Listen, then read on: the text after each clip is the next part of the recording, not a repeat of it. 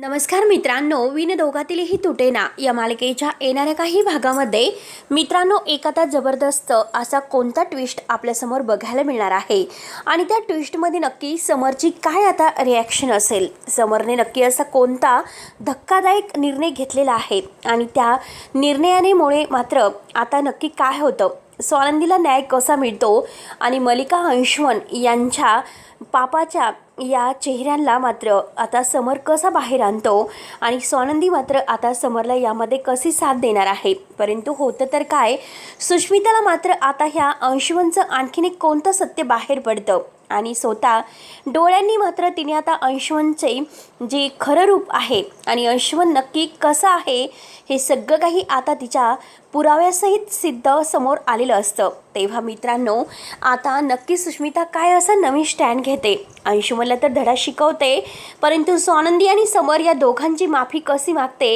हे आपण या व्हिडिओमध्ये बघणार आहोत। त्यासाठी मित्रांनो व्हिडिओ शेवटपर्यंत नक्की बघत राहा आणि जर तुम्ही आपल्या चॅनलवर नवीन असाल तर चॅनलला सबस्क्राइब करण्यासाठी मात्र विसरू नका, जेणेकरून तुम्हाला तोही माझा मित्वा या मालिकेचे डेली अपडेट्स पाहायला मिळतील। मित्रांनो हे बघा, आता सुष्मिताला बरोबर अंशुमन, मल्लिका, अर्पिता यांनी हाताखालची बाहुली बनवलेलं असतं, कारण जसे आता ते सांगतील तसं ही सुष्मिता ऐकत असते, कारण सुष्मिताला थोडीशी अक्कल कमी असते, ज्ञान कमी असतं, तिचं वय हे आता म्हणजे त्या इतकं काही तिची बुद्धी तल्लक नसते। तर ती आता सुष्मिता स्वानंदीला आणि समरला बोलायला जाते, कारण हे लग्न मी माझ्या मर्जीने केलेलं आहे, मी 21 वर्षाची झालेली असून आता हे लग्न करण्याचा मला पूर्ण अधिकार आहे, मी माझा कोणत्या मुलाबरोबर लग्न करू शकते तो ठरवण्याचा हक्क मला आहे, म्हणून मी अंशुमनच्या सोबत लग्न केलं आणि आमच्या दोघांचं लग्न कायदेशीररित्या झालेलं आहे अशी प्रत्येक बाजू ती आता अंशुमनची घेत असते। अर्पिता आणि मल्लिका आता बरोबर स्वानंदी आणि सुष्मिता या दोघीमध्ये भांडण लावण्याचा प्रयत्न करत आहे। आता समर सुष्मिताला इतकं समजावतो की हे बघा सुष्मिता, अगं तू आत्ता लहान आहेस, तुला अंशुमनचं खरं रूप अजूनपर्यंत माहिती नाही, परंतु हे लग्न तू मानतेस ना, त्याला नवरा मानतेस, परंतु तो नवरा म्हणून घेण्याच्या सुद्धा लायकीचा नाही। सुष्मिता ऐकून घ्यायला तयार नसते। सुष्मिता म्हणते की हे बघा भाऊजी, आता या घरची मी सून आहे आणि सून असल्या कारणाने मात्र आता म्हणजे माझी ताई आहे स्वानंदी ताई आणि ती माझी सावत्र बहीण आहे आणि सावत्र बहीण म्हणून ती माझ्यावर जलस होते, कारण तिला या घरात मी सून म्हणून नको आहे, कारण मी तिच्या प्रॉपर्टीमध्ये भागीदार होत आहे, याचंच तिला वाईट वाटतं, म्हणून ती तुमचे कान भरते। तेव्हा समरला फार राग येतो। समर म्हणतो की सुष्मिता जरा भान ठेवून बोल, तू जे काही वागते जे काही बोलते ना, एका आपल्या मोठ्या बहिणीबद्दल बोलते, विचार करायला हवा आहे नक्की तू कसं काय बोलते आणि कुणाच्या सांगण्यावरून तू हे सर्व बोलत आहे।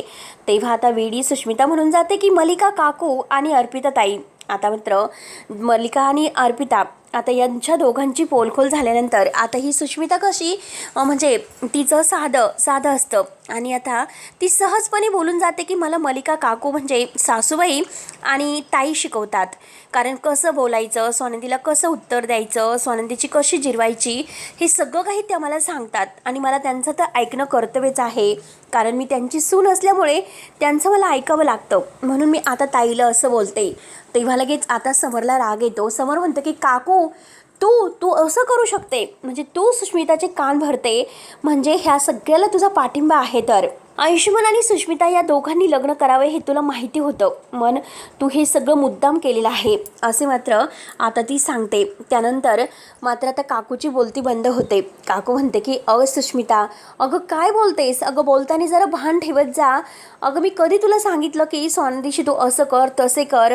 तेव्हा सुष्मिता म्हणते की अहो हे बघा सासूबाई, तुम्ही का खोटं बोलतात, आत्ताच नाही का तुम्ही मला काय करण्यासाठी सांगितले, कसं बोलायचं, कसं काय करायचं, स्वानंदीला आणि समर दादांना कसं उत्तर द्यायचं हे तुम्हीच ना मला आत्ता सांगितलं आणि मी तर तुम्हाला म्हटलं होतं की मी लिहून घेऊ, पण तुम्ही तर कुठे म्हटला की काय मी जे सांगते तेच तू कर, म्हणून मी तुमचं ऐकते। आणि आता मात्र अंशुमन तेथे येतो। अंशुमन आल्यानंतर अंशुमन विचारतो की काय चाललं सुष्मिता, काय झालं। सुष्मिता म्हणते की हे बघा आई मला बोलण्यासाठी सांगतात, मी तसं स्वानंदीला बोलते, ताईला आणि समर दादांना सुद्धा मी सांगितलं, कारण आमचं लग्न झालेलं आहे आणि आमच्या लग्नामध्ये आता तुम्ही नाक खुपसण्याचा प्रयत्न करू नका, आमचा संसार आहे, आमचा आम्ही बघून घेईल, आईने मला जसं बोलण्यासाठी सांगितले होते एकदम तसेच मी बोलले। आता का समरला फारच राग येतो. समर म्हणतो की काकू, तुझ्याकडून मला अशी अपेक्षा नव्हती. तू आज जे काही वागलीस ना, तर ते मात्र खरंच सहन करण्यासारखं नाही. आणि तेवढ्यात अर्पितामध्ये बोलायला येते. आता अर्पितामध्ये बोलणार तोच लगेच समर तिला म्हणतो की हे बघ, आता यापुढे तू या घरामध्ये फक्त रक्षाबंधन आणि दिवाळीचा कार्यक्रम यासाठीच यायचं. त्यापेक्षा मात्र तू आमच्या घरामध्ये लुडबुड करायची नाही. जे काही आहे तर तेच फक्त तुझ्या हक्काचं, बाकी तू तुझ्या घरी सुखाने राहायचं. आणि मी आत्ता तुझ्या नवऱ्याला फोन करतो आणि बोलावून घेतो. समर लगेच आता ह्या अर्पिताच्या नवऱ्याला फोन करतो आणि म्हणतो की आत्ताच्या आत्ता या, अर्पिता तुमच्या घरी येण्यासाठी तयार आहे, तिला तिकडे घेऊन जा. त्यावरती आता बिचारे अर्पिताचा नवरा घाईनेच येतो आणि बिचारा घाबरलेला असतो. आणि तो म्हणतो की मी मागच्याच वेळेस अर्पिताला नेण्यासाठी आलो होतो, पण तुमच्या काकूंनी मला असं काही धमकावले, मला इतकं धमकावलं म्हणून मी परत तुमच्या घराची पायरीसुद्धा ओलांडची मला भीती वाटते. आणि प्लीज आता तरी माझ्यासोबत असं काही करू नका, कारण त्यांनी मागच्या वेळेस जे मला काही अन्न खाऊ घातलं होतं, अगदी तिखट आणि लाल मिरचीचा भेळा आणि सगळं काही खारं वगैरे जेवण त्यांनी मला दिलं होतं, त्यावेळेस या घरात माझी कशी त्यांनी बेइज्जत केली, मला कसं वागवलं हे अजूनपर्यंत काही मी विसरलेलं नाही. आणि त्यांनी मला धमकावलंसुद्धा होतं.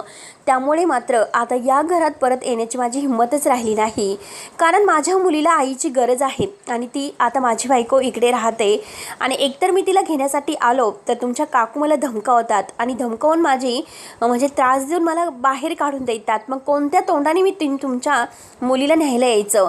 आता काकूची पुन्हा आता आणखीन एक सत्य बाहेर पडतं. काकूची बोलती बंद होते. आता काकू म्हणते की अरे समोर हे खोटं बोलतात आणि सुष्मितासुद्धा खोटं बोलते, खरंच मी असं काही केलेलं नाही. तेव्हा आता समर म्हणतो की काकू हे बघ, तू शांतच राहायचं. आजपासून तुला या घरात कोणतेही निर्णय घेण्याचा हक्क राहिलेला नाही.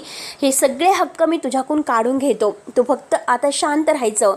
शांत राहून मात्र आता सगळं काही हँडल करायचं. त्यामुळे आता कितीही काही झालं तरी बास, शेवटी आता मात्र काही झालं तरी आता हे इथेच थांबलं पाहिजे. आणि सुष्मितालासुद्धा मी आता तिच्या घरी सोडून येतो. सुष्मिता म्हणते की नाही, किती काही झालं तरी आता मी नाही, असं नाही करू शकत. आणि त्याच वेळेस आता सुष्मिता अंशुमनला घेऊन रूममध्ये जाते आणि तिला काहीतरी काम असतं. अंशुमन तिला किचनमध्ये मुद्दाम पाठवतो आणि म्हणतो की जा, माझ्यासाठी मस्त काहीतरी खायला घेऊन ये, कारण तुझ्या हातचं आता मला खरंच म्हणजे खायचं आहे. तेव्हा मात्र आता सुष्मिता म्हणते की बरं आहे, ठीक आहे, तुझ्यासाठी मस्त काहीतरी बनवून घेऊन येते. सुष्मिताला आनंद वाटत असतो की खरंच अंशुमन आपल्याशी किती मस्त वागतो, काय करतो. आणि तेवढ्यात मात्र आता समरने त्याच्या कानामागे दिलेलीच असते, त्याला चांगली धमकावलेलं सुद्धा असतं. आणि आता मात्र तो आणखीनच म्हणजे सगळं काही विसरून गेलेला असतो. त्याने सुष्मिताला मुद्दाम किचनमध्ये पाठवलेलं असतं, कारण त्याचं तिसऱ्याच एका मुलीशी अफेअर सुरू असतं. आणि त्या मुलीबरोबर मस्त चॅटिंग, व्हिडिओ कॉल सगळं काही तो बोलत असतो. आणि ती त्या सुष्मिताला तर केव्हाच मी माझ्या पायाची गुलाम बनवेल असं काहीतरी आता तो बोलत असतो. आणि आता तो म्हणतो की हे बघ डार्लिंग, कधी भेटायचं, आपण एक काम करू, कुठेतरी बाहेर जाऊयात मस्त. आणि तो मस्त तिचे किस वगैरे घेत आता इतकं छान त्या फोनवर बोलत आहे, रोमॅन्टिक. आणि त्याच वेळेस आता सुष्मिता येते आणि सुष्मिताने मात्र आता ती मागे असते, तर आता याचा व्हिडिओ कॉल सुरू असतो आणि ती मुलगी तिकडून बोलत असते. तेव्हा हा म्हणतो की डार्लिंग, आय लव्ह यू, मी तुझ्यावर खूपच प्रेम करतो. जेव्हा सुष्मिता हे सर्व ऐकते तर तिच्या हातातील प्लेट खाली पडते आणि तिच्या हातातील प्लेट खाली पडल्या क्षणी मात्र आता अंशुमन खूपच घाबरतो. अंशुमन म्हणतो की सुष्मिता काय झालं, तू का असं रिॲक्ट होतेस. तेव्हा मात्र आता सुष्मिता म्हणते की अंशुमन, तुला लाज वाटायला हवी होती. तू जे काही मला फसवलंस ना, तर त्याचं खरंच मला वाईट वाटतं. आणि समरदादा आणि स्वानंदीताई मला जे काही सांगत आहे ते एकदम बरोबर आहे, कारण तू चुकीचं वागतोस आणि तू कधीही सुधारणार नाही. तुझ्याबरोबर लग्न करून मला पश्चाताप होतोय असं मात्र आता म्हणते. आणि कोण होती ती मुलगी आणि कोणाशी तू आय लव्ह यू डार्लिंग वगैरे बोलतोय, एकतर माझ्याशी लग्न केलं, माझ्यावर खूप प्रेम आहे असं म्हणतो. तेव्हा अंशुमन लगेच तिच्याशी गोड बोलायला येतो, परंतु सुष्मिता एक सनकणी त्याच्या कानामागे ठेवून देते आणि तुझी हीच लायकी आहे, आजपासून मी आता मात्र या घरात नाही राहू शकत. तुला जे करायचं ते तू करू शकतो. मला स्वानंदीताई आणि समरदादा यांची माफी मागायची आहे. आजपासून तुझा आणि माझा संबंध संपला, मला राहायचंच नाही, कारण तू कधी सुधारणार नाही. मला असं वाटलं होतं, खरंच तू खूप चांगला माणूस आहे आणि आमच्या स्वानंदी ताईने मात्र तुझ्याबद्दल आता काहीतरी वाईट गैरसमज करून घेतलेला आहे असं मला वाटत होतं. मी तुझ्यावर विश्वास ठेवला, परंतु मी विश्वास ठेवायला नको होता. परंतु आता या घरात सुनेचा जो काही हक्क आहे तर तो हक्क मी घेणार आहे आणि तुला मात्र मी असं काहीतरी धडा शिकवेल की जन्माची अद्दल तुला घडवेल. तेव्हा अंशुमन तिच्या पाया पडायला सुरुवात करतो. अंशुमन म्हणतो की प्लीज हे बघ सुष्मिता, ऐकून घे, माझं तुझ्यावर खूप प्रेम आहे, प्लीज तू ऐकून घे. परंतु आता सुष्मिता काही ऐकायला तयारच नसते. ती तशीच बाहेर येते आणि बाहेर आता समर स्वानंदी यांचं डिस्कशन सुरू असतं की चिंगीचं काय करायचं आणि चिंगी कुठे गेली असेल, तिला आपल्याला शोधावं लागेल. आणि तेवढ्यात मात्र आता अंशुमन आणि सुष्मिता यांचे अगदी जोराचं भांडण होत सुष्मिता अगदी म्हणजे बोलतच बाहेर येते. आणि बाहेर आल्या क्षणी मात्र आता सगळेजण धक्क्याने बघत असतात की नक्की यांच्यामध्ये काय झालं. तेव्हा स्वानंदी म्हणते की काय झालं सुष्मिता, काय इतकी चिडलीस, काही मॅटर वगैरे झाला की काय. तेव्हा सुष्मिता म्हणते की ताई मला माफ कर, तू जे सांगत होती ते अगदी खरं आहे. कारण मी आता तू म्हणजे अंशुमनची बाजू घेऊन तुझ्यावर चिडलेस, तुला वाटेल तसं बोलले, परंतु खरंच मी तुझ्यावर विश्वास ठेवायला हवा होता. हा माणूस आहे ना, तो खरंच एक नालायक माणूस आहे. कारण त्याला फक्त आणि फक्त त्याच्या स्वतःची आईश आराम यातच त्याला चैन आहे. त्यामुळे मात्र तो कोणाची कदर करणारा माणूस नाहीच. आणि आत्ताच एका दुसऱ्या मुलीला फसवतोय. तिच्याशी आता मात्र तो गोड बोलून तिला डार्लिंग, आय लव्ह यू वगैरे काय काय बोलतो. माझ्या डोळ्यांनी मी तिला व्हिडिओ कॉलवर बघितलं. आणि हा मात्र आता म्हणतो की माझं काहीच नाही. मग याचं काहीच नाही तर हा आय लव्ह यू वगैरे का म्हणतो. तेव्हा लगेच आता समरला आणखीनच राग येतो. समर म्हणतो की हा अंशुमन सुधारण्यातला नाही, त्याला असं काहीतरी धडा आपल्याला शिकवावा लागेल जेणेकरून तो मात्र आता जन्माची अद्दल त्याला घडलीच पाहिजे. म्हणून मात्र आता तो लगेच घाईने पोलिसांना फोन करतो आणि पोलिसांना फोन करून आत्ताच्या आत्ता अंशुमन राजवाडे यांच्याविरुद्ध मी केस करत आहे आणि त्याला लवकरात लवकर आता मुलीच्या ह्या प्रत्येक मुलीला फसवणाऱ्या आमच्याच घरामध्ये 2 मुलींना फसवून मात्र जे काही कारस्थान त्यांनी केलेलं आहे आणि त्या आरोपाखाली मी तुम्हाला सांगतो की त्याला अटक करा. तेव्हा आता अंशुमन म्हणतो की दादा हे बघ, मी तुझ्या पाया पडतो, प्लीज मला माफ कर, खरंच माझ्या हातातून खूप मोठी चूक झाली, मी परत असं नाही करू शकत. असं म्हणून मात्र आता तो माफी मागण्याचा प्रयत्न करतो. परंतु समर त्याला आता एक सणकणी पुन्हा कानामागे ठेवून देतो आणि या घरातून तू कायमचा चालता हो, या घरात तुला राहण्याचा हक्क नाही, जे काही आहे ते तुझं तू बघू शकतो, या घरात कोणतेही हक्क तुला नाहीत. म्हणून आता म्हणजे इतका समर चिडलेला असतो आणि समर मात्र सनसन करून आता त्याचे सगळे काही हक्क तर काढून घेतोच, परंतु 2-3 कानामागे देतो. आणि सुष्मितासुद्धा आता सगळ्यांच्या समोर अंशुमनच्या कानामागे देते आणि मलिकाची तर आता बोलती बंद झालेली असते. तिला आता मध्ये बोलण्याचा तर काही हक्कच नसतो आणि अर्पिता तर कायम आपल्या घरी निघून गेलेली असते.